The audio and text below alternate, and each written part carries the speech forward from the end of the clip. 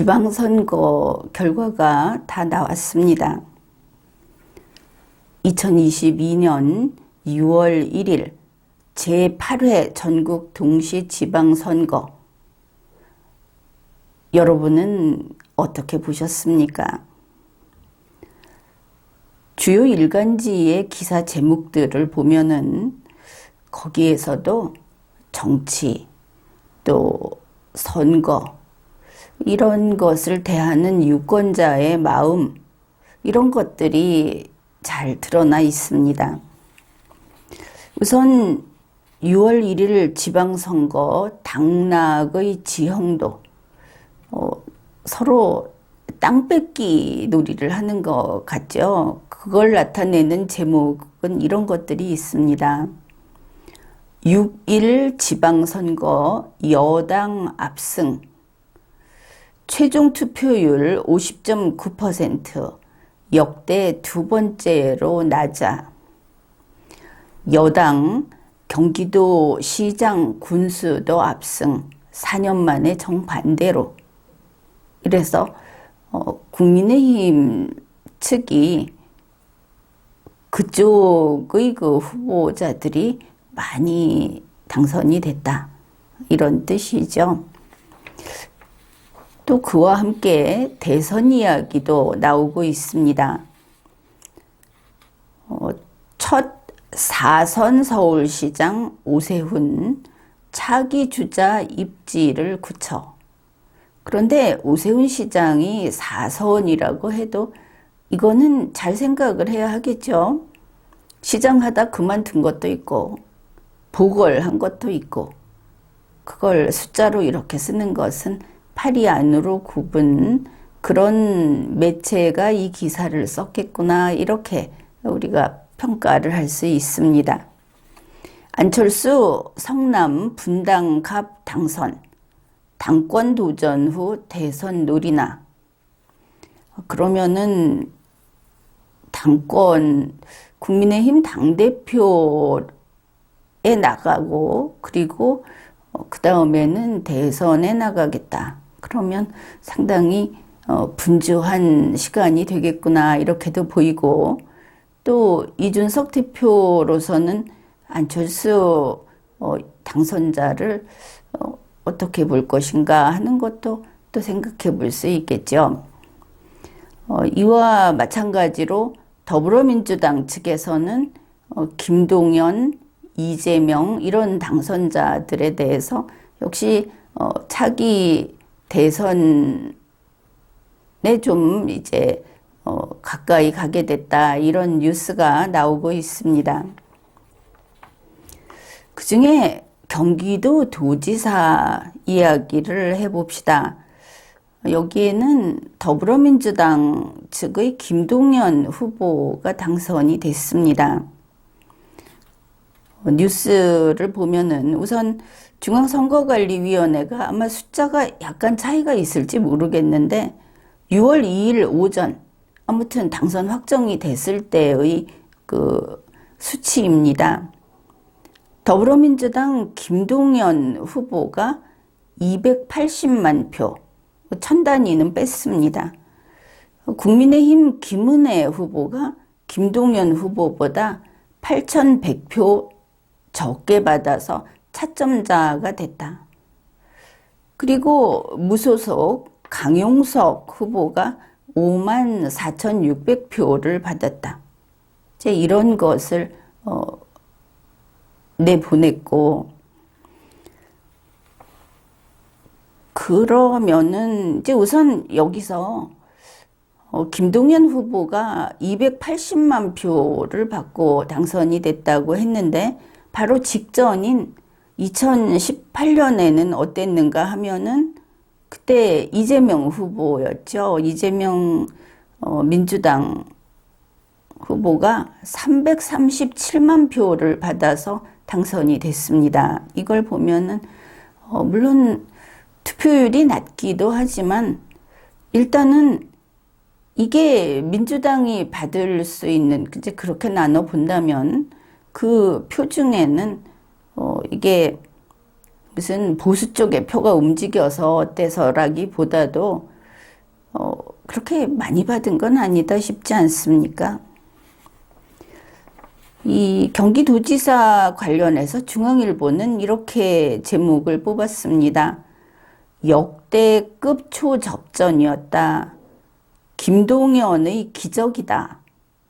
윤석열 태풍을 상징하는 김은혜를 꺾었다.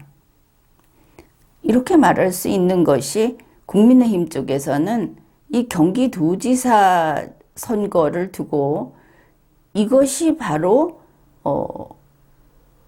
여당과 야당 사이에 그 국민의 신임을 보여주는 그런 투표다.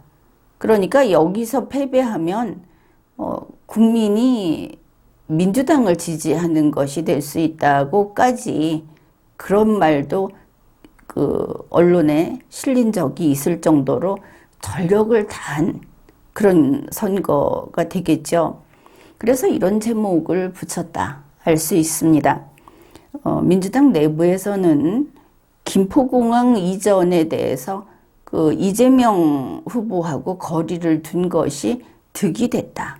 이런 것도 있고, 조선일보는 윤석열 대통령 지지자들이 강용석 후보에 대해서 아주 원성이 높다. 그런 것이죠. 강용석 표가 김은혜 후보에게 왔으면 8,100표 부족해서 졌는데 54,600표가 왔으면 이겼지 않겠느냐. 이제 그런 논리인 것을 알 수 있습니다. 그런가 하면 국민의힘 측에서는 강용석 후보의 입당을 받아주지 않았죠. 그래서 강용석 후보가 국민의힘 쪽에 가서 경선을 하는 그런 기회를 못 얻었는데, 그거야 뭐 정당에서 받을 수도 안 받을 수도 있는 거고, 또 이 사람이 무슨 원래 충성스러운 그 당의 당원도 아니고, 그렇긴 한데 국민의힘 측에서는 이렇게 말을 하는 겁니다. 강용석 후보를, 이제 강용석 씨를 받아들였더라면, 그랬으면 중도표가 훨씬 더 많이 떨어져 나갔을 거다. 그런 주장을 하고 있습니다.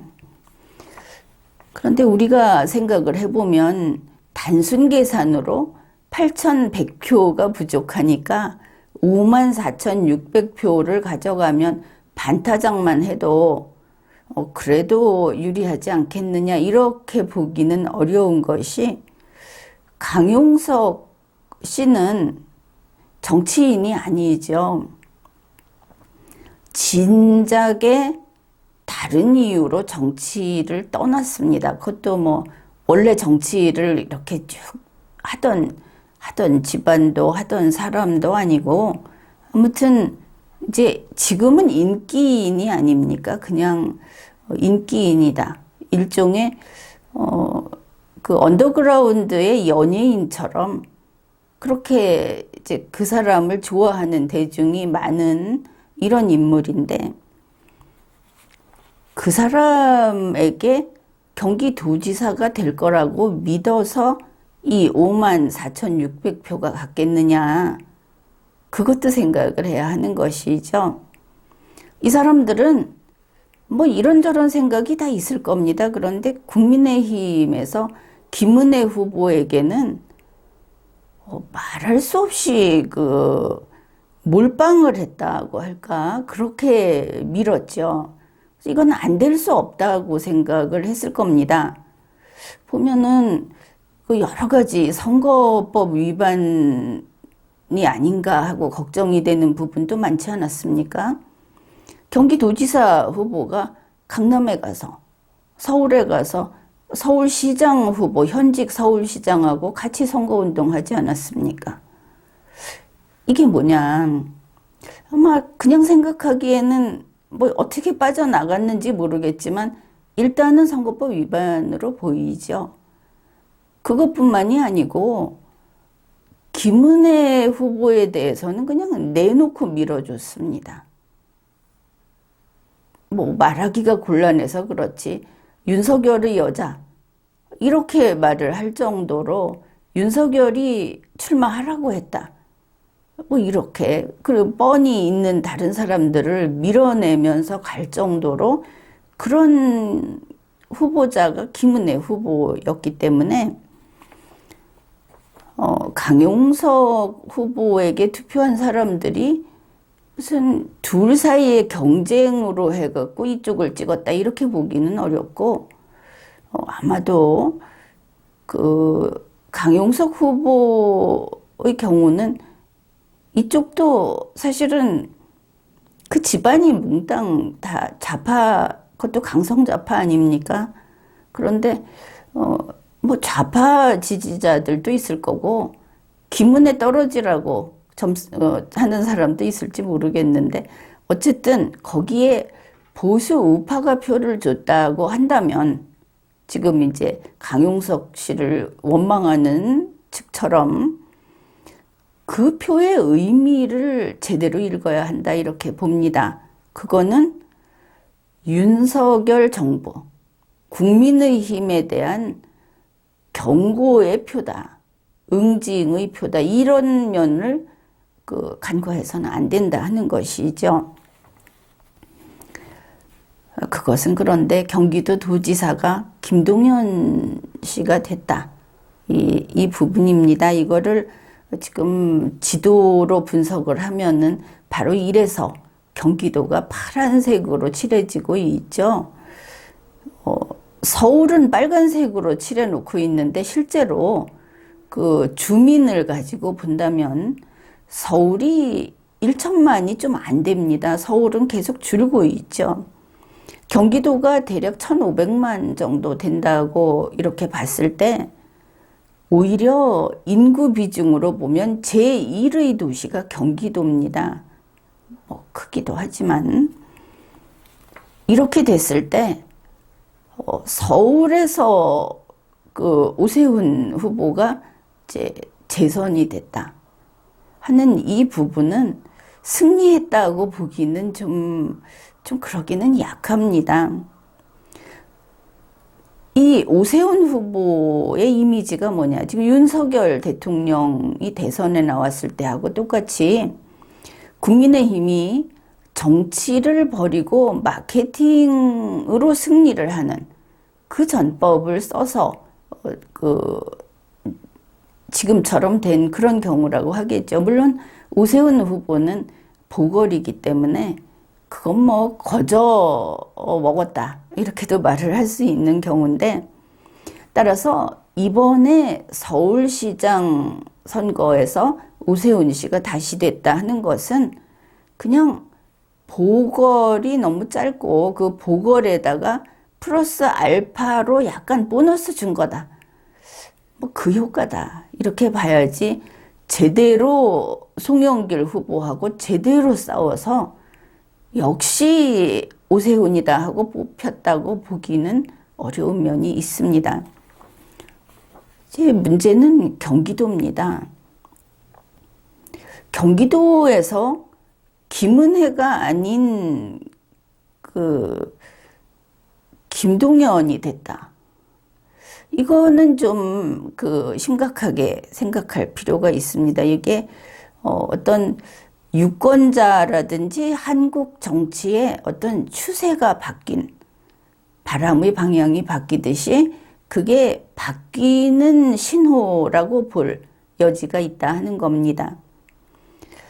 경기도를 보면 어떻습니까? 이재명 후보가 이재명 도지사 때도 말도 많았고 또 대통령 후보 때도 좀 그랬고 그런데 이번에도 이재명 후보에게 아주 치명적인 게 야비하다 소리를 들을 정도의 행태를 그냥 보이면서 목표를 향해서 덤벼든다 하는 그 부분 아닙니까?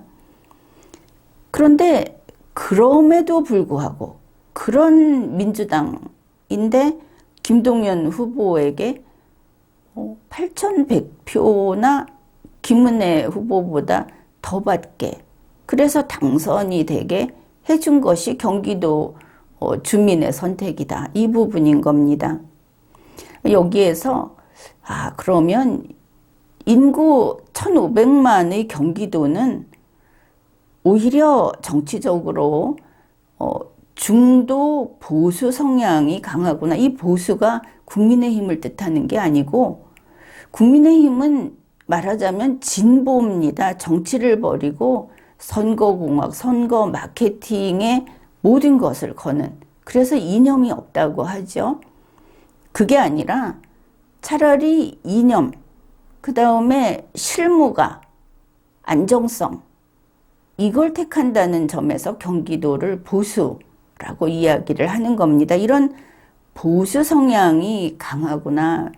이 1500만이라는 이 구역, 이 집단이 그렇구나. 이걸 알 수 있습니다. 마케팅이 아니라 정치를 선택했다. 이거는 의미심장한 것이죠. 다시 생각을 해봅시다. 진짜 딱 뿌리는 김은혜 후보, 국민의힘이 대통령, 여당 이런 데서 정말 거의 밑바닥까지 내려가면서 이렇게 몰빵을 했던, 그렇게 밀었던 김은혜 후보. 그 사람을 김동연 후보가 어디를 봐서 정치인 같습니까? 그 사람이 대선 나왔다고 해도 정치가로서의 어떤 그런 적극성이라든지 이런 게 안 보이죠. 그래, 매갈이 없는 김동연이라는 말이 수식어가 붙어 다니는 사람입니다. 그런 김동연이 김은혜를 이겼다. 이거는 뭐 여기서 초접전 이런 소리를 하는데 그게 아니고 국민의힘 측에서 김은혜 쪽에서 처참한 패배를 했다. 이거를 알아야 하는 겁니다. 이게 혹시 대한민국 정치의 새바람을 보여주는가? 이제는 이념도 없고 국가도 없고 정신없는 무조건 장사 속 주판알만 튕기는 거기서 이제 사람들이 진절머리가 나서 돌아서려고 하는가? 그게 여기서 시작되는가? 서울도 보궐이 아니라 임기 만료로 인한 선거를 했더라면 이런 바람이 불었을 수도 있습니다. 먼저 변하는 지역이 수도권이니까 이거는 무시할 수 없는 것이죠. 즉 그 부분도 상당히 의미가 있는 그런 선거였다 이렇게 봅니다. 그 다음에 이번 선거에 최종 투표율이 50.9%, 이것도 언론에서 많이 다뤘죠. 역대 지방선거 중에 밑에서 두 번째 투표율이 매우 낮다 이렇게 이야기를 하는데, 그 이유로 대선 치르고 이제 84일 만에 또 선거를 치러서 선거 피로감을 느꼈다 이렇게 말을 하는데, 그게 일시적이고 일회적이면 별게 아니겠는데 이게 혹시 징표인가? 즉 정치 무관심이 고조돼가는 징표인가? 이 부분도 또 주의 깊게 살펴야 할 겁니다. 그 다음에는 이번 투표율이 낮았다 하는 것과 관련해서 또 실제 이번 지방선거를 보면서 한국 정치가 이미 퇴행적인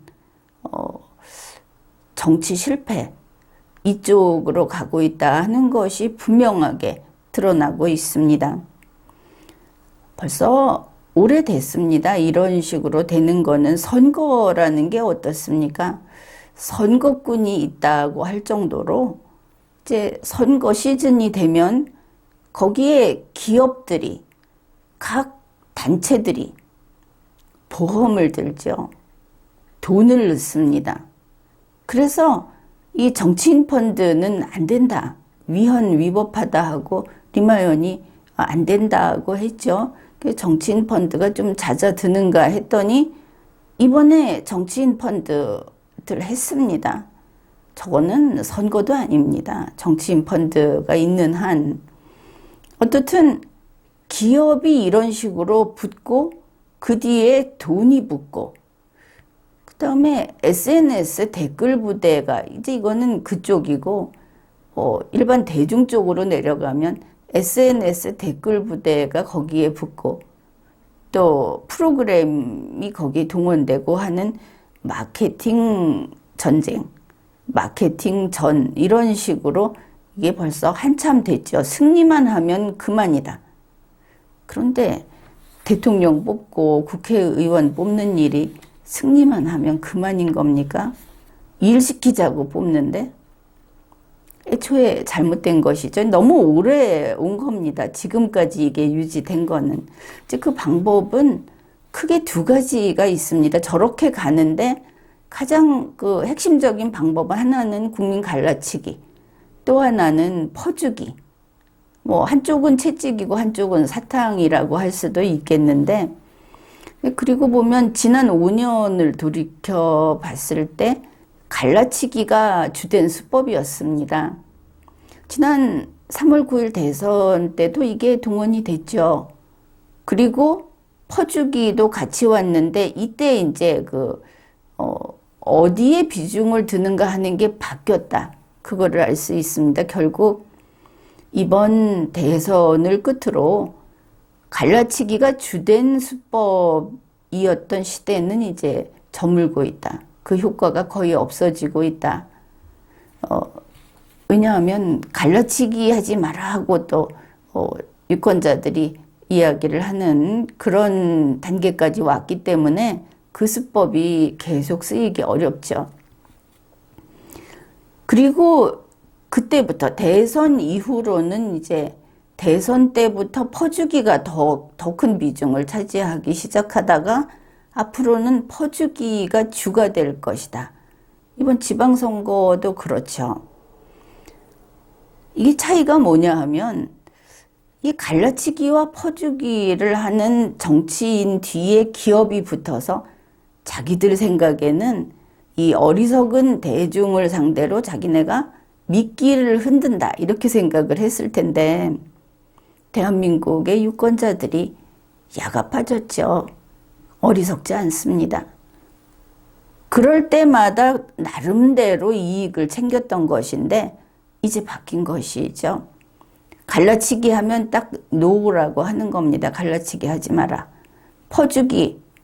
그러면 전에는 정치인이 이만큼 줄게 하면 어디서 더 많이 줄까 이렇게 했었다고 한다면 지금은 유권자가 빈 부대자루를 이렇게 펼친 다음에 여기 채워.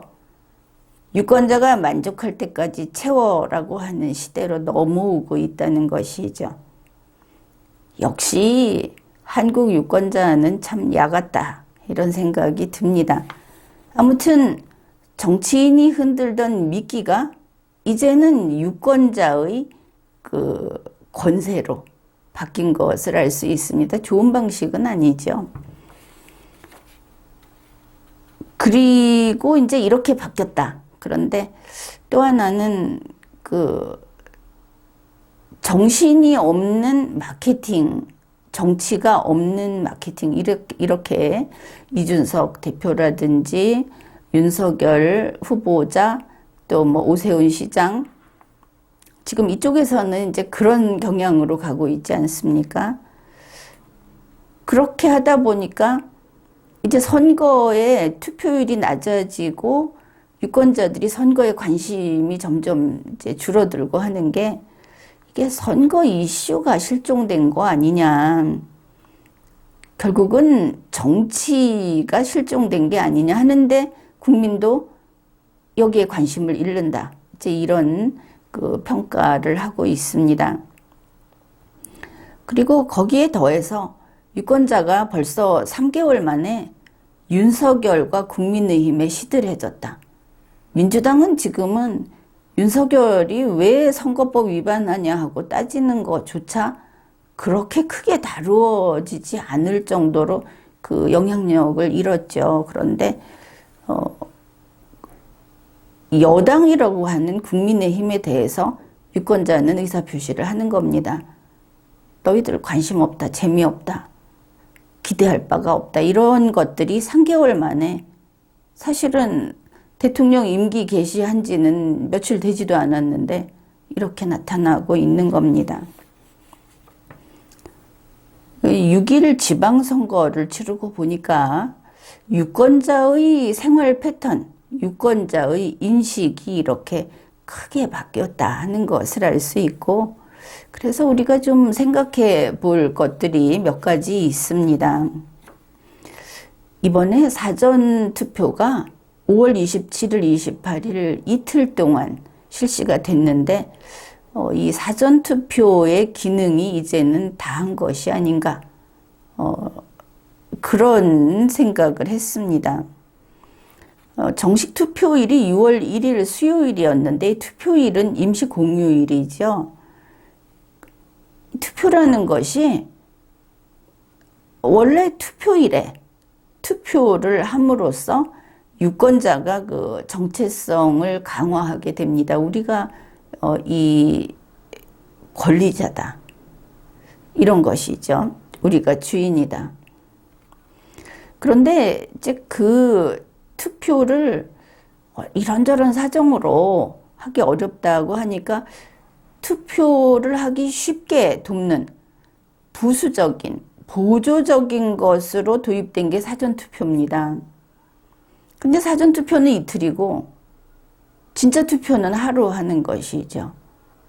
사람들은 진짜 투표를 하는데 의미를 느끼지 않습니다. 돈 앞에서는 그 품이나 자존심하고 상관없이 돈을 우선시 하듯이 이 어떤 그 판단 기준에 경중이 없는 것이죠. 그러니까 단지 사전투표 이틀하고 본투표 하루 하는데 그날은 원래는 평일인 수요일이 쉬는 날이다. 놀 수 있다. 이런 생각을 하는 겁니다. 그 노는 날 뺏기기 싫다. 온전히 놀고 싶다. 이런 면과 현재 우리 대한민국은 이런 보조수단이 사전투표일로 있을 필요가 없을 정도로 투표하기 대단히 쉬운 시스템을 구축해 놓았습니다.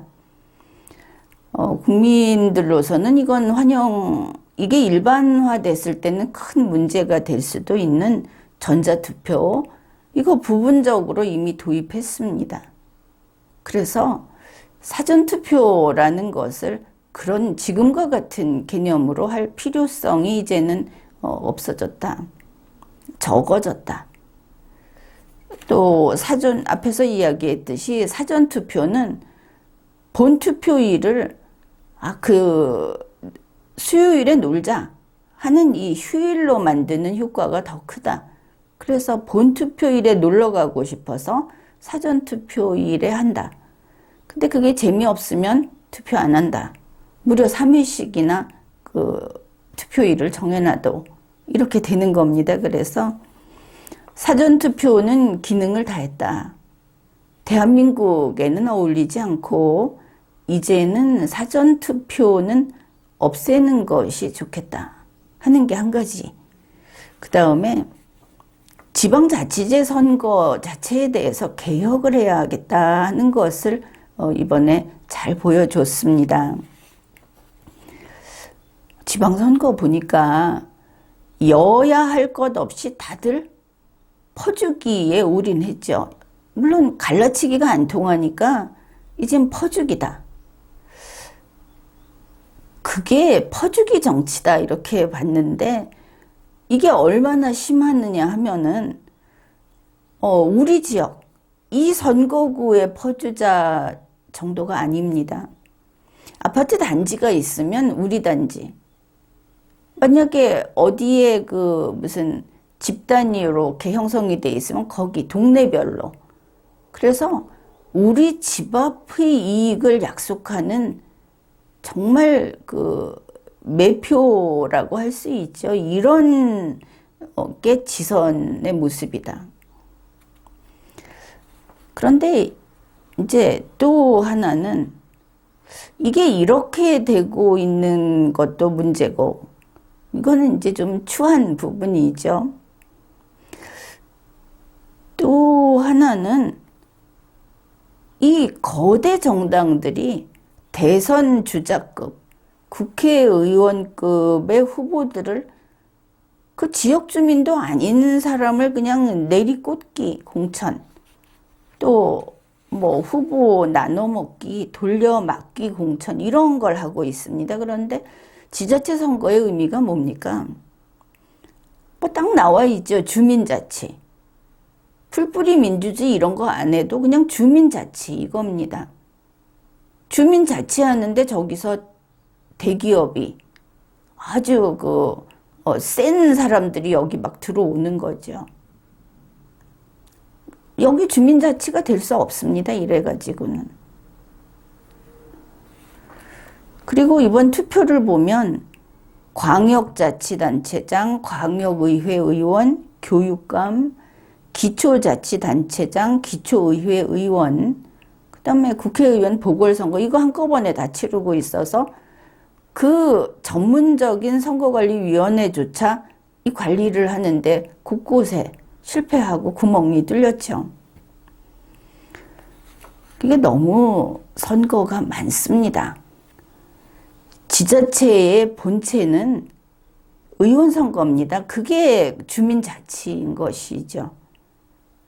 그래서 정당이 그냥 정당 이런 거 좀 나중에 봐서 국회의원 한다든지 다시 대선 나간다든지 하는 그런 생각을 가진 사람들, 정당 소속 사람들은 다 그런 생각을 가진 건데 그것과 인연이 전혀 없는 그 동네 사람들로 뽑아야 하는 겁니다.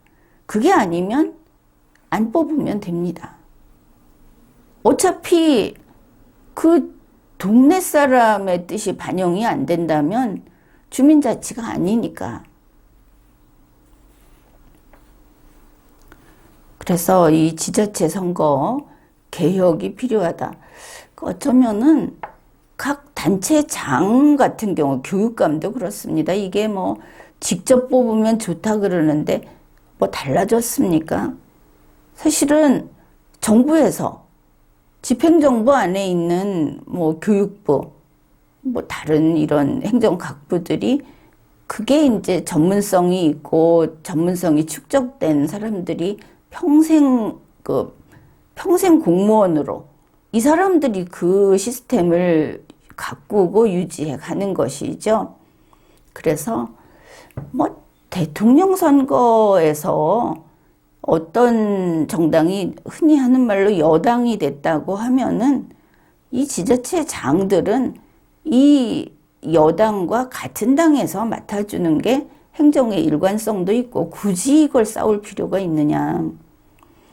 그게 좋다 이렇게 보입니다. 그리고 물론 이렇게 하는데 다 주는 게 아니고 지방의회는 지역에서 뽑아서 계속 견제하고 요구할 거 요구하고 비판하고 이렇게 원래 주민자치가 그런 것이죠.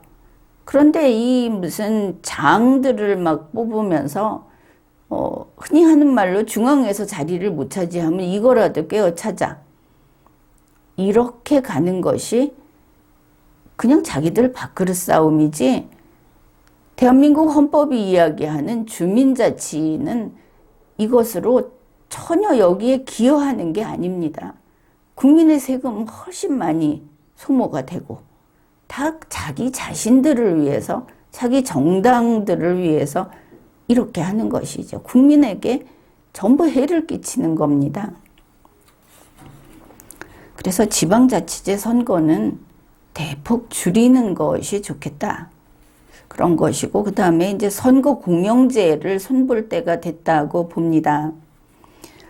현재 보면 국민의 세금, 주민의 세금으로 정치인들이 구판을 벌인다.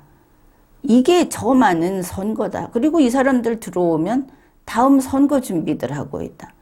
정말 고요하고 평화롭던 그 지방 마을이 항상 선거판으로 눈빛이 이글이글 하면서 진심이 사라지고 있는 이런 것을 우리가 벌써 여러 해 겪어왔습니다. 그런데 결과가 이렇다 하면 현명한 우리 국민들, 각 지역의 주민들은 고치자.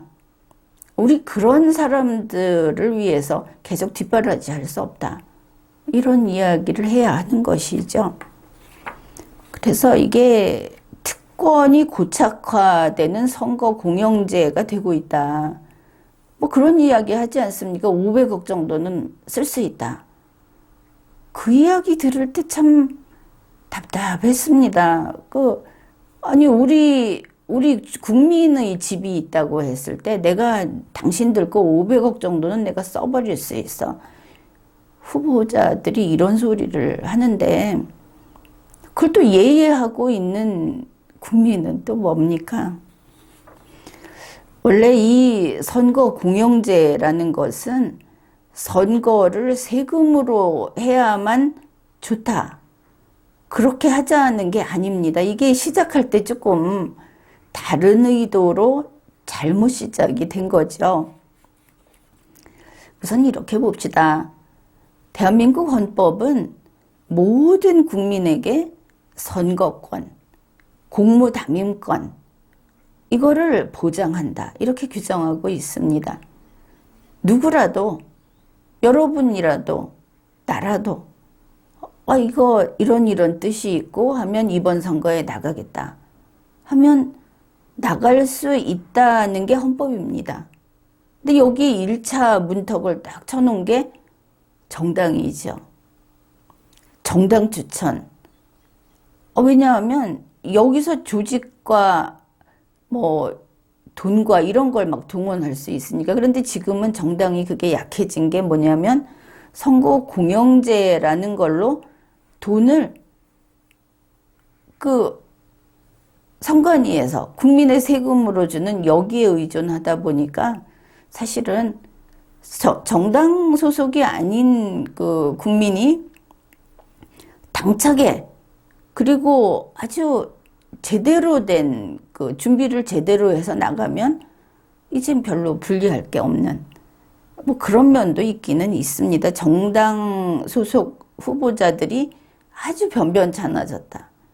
뭐 그런 것이죠. 아무튼 모두 할 수 있다고 했는데 현실에서는 돈 없는 사람은 그게 불리한 겁니다. 돈 없는 사람은 뭘 할 수가 없다. 그래서 여러 가지 선거 방송은 몇 번 하고 뭐 이런 거는 그대로 하면 됩니다. 그런데 그거 말고 선관위가 주체가 돼서 하는 거 말고 후보자가 쓴 것을 나중에 보전해주는 이거는 대폭 수술을 해야 하겠다. 그런 겁니다. 진짜 돈이 없는 그래서 선거에 못 나가고 그래서 헌법이 그대로 실행되지 못하는 경우를 생각한 것이 선거 공영제인 겁니다. 물론 이런 이야기 있죠. 돈 많은 후보자가 돈 선거하는 것을 막기 위해서 선거 공영제를 한다. 그런데 그게 그렇게 효과 있습니까? 지금 후보자들 자기 돈 안 씁니다. 그렇죠. 그거는 원래의 뜻에서 뭐 한 몇 번째 가는 이런 경우도 도움이 된다 하는 그 정도에 불과하고 원래의 선거 공영제는 모든 국민에게 이 선거에 나올 수 있는 사실 피선거권과 선거 운동을 할 수 있게 보장하자. 그게 본뜻입니다. 바로 이 돈 선거를 막기 위해서 딱 막아놓고 세금으로 다 쓰게 하자. 돈이 있는 사람이든 없는 사람이든 이게 자기 집에서 도시락 싸올 수 있는 애들도 안 그런 애들 보기가 그러니까 무조건 다 급식 먹게 하자 하는 거하고 같은 조금은 답답한 사고인 것을 알 수 있습니다. 그와 비슷한 것이 뇌물 받는 거 방지하기 위해서 국회의원한테 무보수로 안 하고 세비를 주자 이러다가 이제는 월급이 됐고 나중에 연금도 주자 이러다가 지금은 뭐 어떻게 됐는지 모르겠는데 하여튼 거기까지 갔습니다. 그건 아니죠. 그 다음에 또 공무원들이 뇌물받지 못하게 하기 위해서 급여액을 높이자, 올려주자. 전부 누이 좋고 매부 좋고지 이게 국민의 세금을 두려워하고 어려워하고 하는 거를 상실한, 자기들이 권력자다, 우리가 위에 있다, 우리 거 챙기자 하는, 간단히 말하면 딱 그 심보다. 그거는 국민이 막아야 하는 것이죠. 이 선거 공영제가 어떻게 됐느냐 하면은 1962년 제5차 개정 헌법에 들어갔습니다. 그때 헌법 제108조를 보면 이렇게 돼 있습니다. 선거운동은 균등한 기회가 보장되어야 한다. 1962년이면 참 오래전이죠. 그런데 뭐 이런 생각을 한 겁니다. 균등한 기회가 보장되어야 한다고 해놓고는 그 다음에 잘못 간 것 같습니다. 제2항에서 선거에 관한 경비는 법률이 정하는 경우를 제외하고는 정당이나 후보자에게 부담시킬 수 없다. 근데 이게 자기 돈으로 할 수 있는 사람한테 부담시킬 수 없다고 하면 이게 공평한 게 아니고 균등을 추구하는 겁니다. 우리 대한민국 헌법의 기본 정신과는 전혀 다른 것이죠. 그래서 제1항과 제2항이 서로 살짝 어긋난 겁니다. 다른 나라의 다른 제도를 보고 아마 그냥 넣다 보니까 이렇게 된 것 같은데, 그게 현행 헌법인 제9차 헌법 제116조까지 뭐 거의 그대로 왔습니다. 바뀐 게 별로 없습니다. 지금도 이렇게 돼 있습니다. 선거에 관한 경비는 법률이 정하는 경우를 제외하고는 정당 또는 후보자에게 부담시킬 수 없다. 그러면 이렇게 만들어진, 이런 방향으로 나와 있는 선거 공영제를 이제 이거 세금 퍼주기로 바뀌어버렸는데 고칠 길이 없을까? 헌법 개정해야 한다 이러고 나올지 모르겠는데 그건 아닙니다. 헌법이 분명히 그 예외라든가 여지를 남겨뒀죠. 선거에 관한 경비는 법률이 정하는 경우를 제외하고는 이렇게 돼 있습니다. 따라서 법률이 정하는 경우로서 꼭 필요하지 않은 사람에게는 이 선거 비용을 보전해 주지 말고 꼭 필요하지 않은데 쓰기 위해서 국민으로부터 세금을 걷지 말자. 이게 기본이죠. 그래서 바로 제2항에 따라 법률로 정하면 됩니다. 이 선거 공영제라는 걸로 선거 비용 보전을 해주는 경우를 대폭 줄이는 것이죠. 이 자유민주주의, 자유시장경제 혹은 자유경제 체제라고 하는 것은 내가 어떤 선택을 할 때 그 결과가 성공하든 실패하든 내가 책임진다. 이게 바탕에 되어 있습니다. 내가 주인이고 내가 모든 것을 감수한다. 그 대신 나의 자유에 따라서 내가 자유롭게 결단을 하고 앞으로 나아가겠다. 그런데 지금 이 선거 공영제라고 하는 것은 나는 실패해도 그 돈을 세금으로 돌려받고 내 선택이 잘 되면 비용은 세금으로 돌려받고 나는 이익이고, 이러면 국민은 뭐가 됩니까? 국민이 주인입니까? 노예입니까? 분명히 잘못되어 있죠.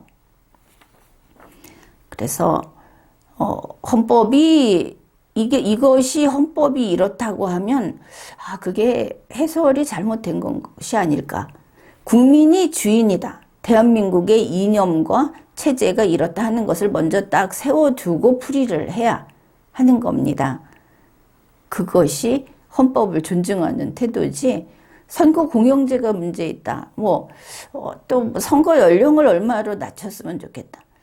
기묘하지 않은 일을 가지고 자꾸 바꾸는 것은 일단 공무원으로서 기본이 안 돼 있는 것이고, 또 정치를 한다 하는 사람들이 정당 차원에서 보호를 받고 있으면서 각종 혜택을 받고 있으면서 이것은 배은망덕한 짓입니다. 그거를 내버려 두면 버릇이 자꾸 나빠지는 겁니다. 지금 국민은 왜 정치인들을 머리에 올려놓고 힘겹게 생활을 합니까? 그래, 정치는 빠지고 돈을 뿌리는, 이 돈은 국민 세금이기 때문에 그들 입장에서는 마음 놓고 부담 없이 쓸 수 있는 공돈이 돼버린, 그리고 그 선거 공영제라는 걸 가지고 온갖 쓸데없는 짓을 하면서 세금을 갖다 쓰죠. 나중에 다 보전받는다 이러면서. 그건 누가 하느냐? 선거에 안 나가는 우리 모든 건실한 국민은 그걸 못합니다. 그 돈을 대고 있지. 단지 저 소수의 정치인들, 그들이 잔치 벌이고 있는 것이죠. 똑같이 한 번 살고 가는 인생인데 그렇게 살아서야 되겠습니까? 그리고 너무 자주 하는 선거, 너무 많이 뽑는 선거, 이거 국민은 돈을 뺏깁니다. 세금 자꾸 늘어납니다. 선거하는데 돈 많이 들어가죠. 안 하면, 적게 하면 적게 들어갑니다. 그리고 국민의 법적 지위는 자꾸 낮아집니다. 이거 헌법과 정반대로 가는 겁니다. 왜냐하면 위에 높은 분들이 자꾸 쌓이니까, 무슨 장, 무슨 대표 뽑아놓으면 아무 호칭이 안 붙은 우리 국민들은 위에 한 단 한 단 쌓일 때보다 더 밑으로 처박히는 겁니다. 우리가 주인인데. 여기 위에 쌓이는 사람들한테 가서 머리 숙이는 인생은 한심하죠. 이렇게 봤을 때 이 정치라고 하는, 이 정치하는 시스템이라고 하는 게 어느 쪽이 국민에게 더 충실하고 헌법에 충실한가 하는 것은 분명한데, 국민 여러분은 어느 정치인의 말에 솔깃합니다. 거기에 기우는 것이죠. 정도껏 해야 하는 겁니다. 이 정치라는 것은 법으로 허용해서 국민의 삶에 관여할 수 있게 해주는 것이죠. 거기를 이렇게 엉망으로 뽑아놓으면 우리 삶 자체가 다 파헤쳐지는 겁니다. 왕은 아니지만 그들이 정치를 잘못하면 왕이 폭정을 하는 것만큼 국민의 삶은 피폐해지는 겁니다. 아무리 열심히 살아도. 어디서 보니까 아르헨티나가 세계 5대 그 부국이었다나 그런 이야기 하던데, 거기 지금은 세금을 못 살아도 50몇 %, 보통은 70몇 %씩 걷어간다고 합니다. 민주주의 이런 거 바랄 수도 없는 것이죠. 망하지는 않는데 그냥 그렇게 사는 겁니다. 정치가 망가진다는 이야기는 그냥 부패했다, 저 나쁜 정치인들, 이게 아니고 국민의 법적 지위가 계속 내려가서 피지배민으로 된다는 겁니다. 현실이. 그게, 그러면은 거기서 100년 살고 가는 국민은 피지배민으로 살다 가는 것이죠. 이걸 바꿀 수 있는 거는 국민밖에 없습니다. 가령 국회를, 지금 우리는 국회가 하나인 단원제입니다. 이거 양원제 만들자고 하죠. 상원 만들자. 홍준표 씨도 이런 이야기 합니다. 이거 다 자기들 위한 겁니다. 양원제와 단원제가 있을 때 국회가 2개 되죠. 숫자를 조정하는 거 필요 없습니다. 국회가 2개가 됐을 때 이거는 국민을 내리누릅니다. 국회의 힘이 커집니다. 반민주주의적인 제도인 것이죠. 좀 더 발전한 민주주의가 있다면 좀 더 후퇴한 민주주의. 그러면 미국은 왜 양원제냐? 거기야 영국 식민지에서 시작하지 않았습니까?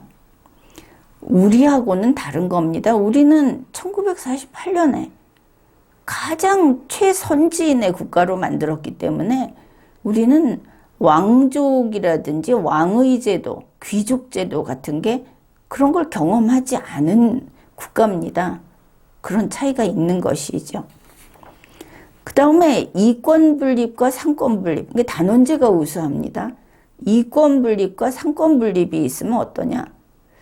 이권 분립은 권력이 융합돼 있죠. 왕이 둘 있다 이렇게 보면 됩니다. 이게 바로 내각제입니다. 국회가 커지는. 그러면 어느 게 더 나은가? 현재 우리는 상권 분립인데 그 권자가 붙은 것으로 봤을 때 2보다는 3이 더 조각이 작겠죠. 한 개의 몸통이 더 작다는 겁니다. 국민을 덜 압박합니다. 그들이 횡포를 덜 부립니다. 그래서 내각제보다는 현재의 상권 분립이 우수하다. 그리고 이미 헌법에 있으니까 그래서 그걸 뭐 4권 분립, 5권 분립으로 하면 좋겠느냐 하는 이야기는 하지 맙시다. 완전한 지방분권, 이번 지방 선거를 했으니까 완전한 지방분권과 현재의 제도인 중앙집권제가 있으면 어떠냐? 이건 아주 간단히 이야기할 수 있는데 지방분권 하면서 하다못해 구청의 힘도 커지죠. 그래서 어떻습니까? 막 청사 새로 짓고 지방에 보면 관저 새로 짓고 높은 분이 막 늘어나고 우리가 봤습니다. 원래대로 이 뭐 도지사라든지 자치단체 장은 그냥 중앙에 소속돼 있는 그런 관리로서 이렇게 있었다고 한다면 그 사람들 성사 새로 짓고 관저 새로 짓고 안 그랬겠죠. 월급쟁이니까. 그런데 자기가 거기 작은 군주라고 생각하는 겁니다. 따라서 지방분권 완전히 하면 할수록 소왕국이 늘어나는 겁니다. 국민의 지위는 낮아지죠. 도지사님 보고 앞으로는 각하라고 할지도 모릅니다. 이게 한번 계급이 이렇게 쌓여버리면 국민 개인이나 소수 국민이 이걸 뚫고 올라갈 수가 없습니다. 그렇게 가기 전에 멀쩡한 대한민국 헌법, 멀쩡한 대한민국 체제를 잘 지키고 여기에 따라서 국정 운영을 해야 하는 겁니다. 정치인들이 헌법과 법률을 위반하면 가차없이 쳐내야 하는 겁니다. 지금 대통령이 없어도 대한민국은 잘 돌아갑니다. 그 정도로 고도화되어 있는 그런 시스템이 작동하는 국가이기 때문입니다. 이게 무슨 소리냐? 사람을 받들지 마십시오. 국민이 주인이다 하는 말의 뜻을 제대로 깨닫기 바랍니다. 지금까지 리걸마인드 연구소였습니다.